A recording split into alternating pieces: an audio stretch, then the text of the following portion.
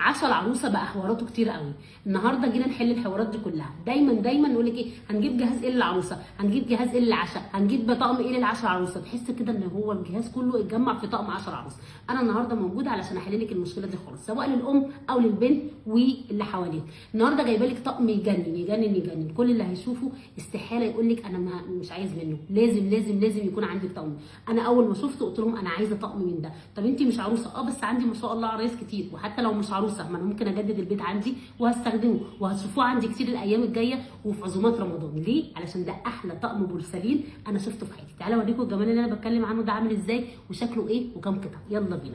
النهارده بنتكلم عن طقم بورسلين 30 قطعه. 30 قطعه ما شاء الله اللهم بارك. ايه هم ال 30 قطعه دول؟ تعالوا الاول نتكلم عن الشكل وعن الخامه وعن البروز بتاعته. ده رسمه بارزه، شايفين الشكل عامل ازاي ما شاء الله. طب هو بينزل بالشكل ده واللون ده بس؟ لا، ده بينزل باكتر من 50 شكل. عارفين يعني ايه؟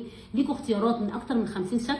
30 قطعه، 6 مسطح كبير، 6 غويط، 6 سلاطين، 6 مسطح صغير، وكمان 6 مجات. يعني هتعملي الاساسي وتغرفي الطبيخ والخضار وتغرفي الشوربه وتغرفي الجلاش والسمبوسه، وكمان تشربي كوبايه الشاي. كل ده متجمع في طقم واحد. بورسلين اصلي، بورسلين بيور، بيدخل غساله الاطباق وبيدخل الميكروويف، بيتحمل الحراره وبيتحمل البروده وبيتحمل كل حاجه، وبيتحمل كمان خدشه